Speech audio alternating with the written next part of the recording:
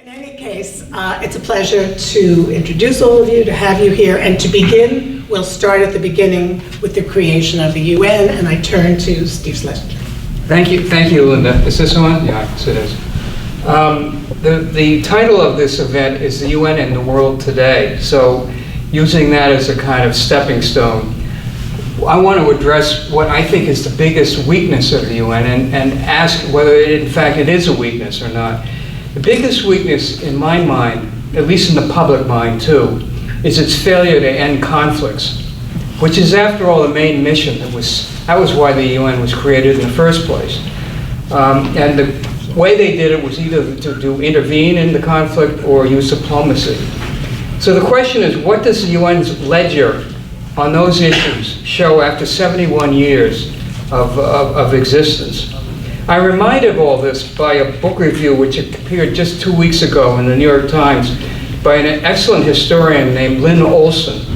She's written books like The Citizens of London about Americans in London during the Second World War, Those Angry Days about Lindbergh and his isolationist movement, and The Morrow Boys about Edward Murrow's group of journalists also during the Second World War.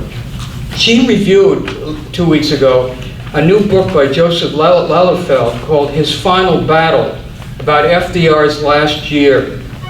Now in it, she says, in reference to Lelyfeld's account of how Roosevelt established the UN, that FDR, like Woodrow Wilson with his League of Nations, quote, failed to achieve his ultimate goal.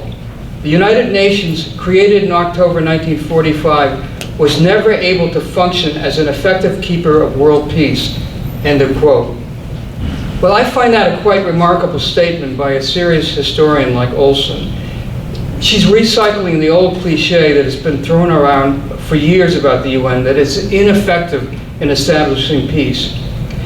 Well, let me go back and recount what exactly has happened in these 71 years. First, there hasn't been a Third World War. I mean, the whole point of the UN was to make sure there wasn't a Third World War, and there hasn't been one in 71 years. Second, look at the peaceful settlements that the UN has devised over that period of time. In Cambodia, Guatemala, El Salvador, Mozambique, Sierra Leone, Burundi, Namibia, Liberia. And of course, there are ongoing efforts, not so successful as of yet, in Kosovo, Afghanistan, Haiti, Sudan, Cyprus, Congo, and the Central African Republic. Now, this is not to deny the UN's flaws. We all know what they are. The most obvious, frankly, are the fact that the conflicts, particularly in Syria, are still ongoing after 5 years, and ongoing in Yemen and Libya, Ukraine, and the Congo. But this does not take away the successes it has had. And in any case, the design of the UN in 1945 has predominated throughout the history of the organization, especially the veto power, which only 5 states possess. Now, the veto was set up by Franklin Roosevelt simply to avoid the flaws of the old League of Nations. Its failures were partly as a result of the fact that every country in the League had the veto, which meant a single rogue country could block anything that the League was trying to accomplish. And also, FDR believed that in his kind of realist appreciation of power in the world, that the 5 countries who had the most powerful militaries in 1945 should run the organization. They were the ones who could supply the armament to fulfill a UN mission. Now, this was not a particularly happy or popular idea when the San Francisco conference happened in 1945. Many of the smaller states opposed the idea of the veto. But that's, frankly, is the way that those are the cards that this world organization have been dealt.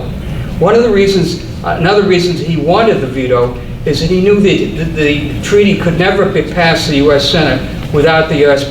having that particular power, and he couldn't enlist the Soviet Union in the organization without it. Now, all right, so that's the setup of the UN.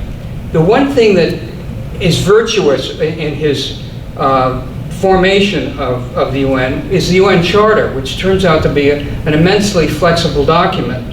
Member countries have learned to work within it and around it to do all sorts of initiatives that didn't exist in the original charter language. For example, peacekeeping, nation building, election monitoring, police training, and now even today a more open race for the next UN Secretary General. This has kept the UN responsive to new crises as the decades have passed. And even with a low-key and somewhat remote Secretary General like Ban Ki-moon, he's had some impact on global warming, on forming a new agency called UN Women, on passing provision for recognition of LGBT rights. And now he has endorsed the SDGs, the Sustainable Development Goals, which are in place for the next 15 years.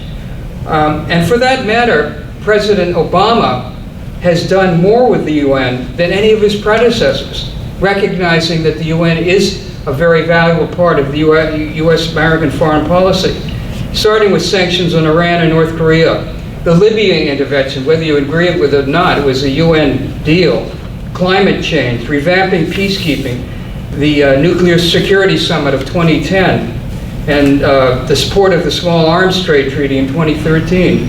And there are other issues that he's pushed for in the UN. My point is that this casual dismissal of the UN's efforts to settle disputes, which we saw in Lynn Olson's review and we hear so often, particularly in the United States, is very short-sighted. Still, many things have yet to be done at the UN. Many changes really have to be undertaken. A lot of think tanks, just in this particular year, like the International Peace, IPI, the International Peace Institute, have come out with long reports advocating all sorts of different changes and reforms.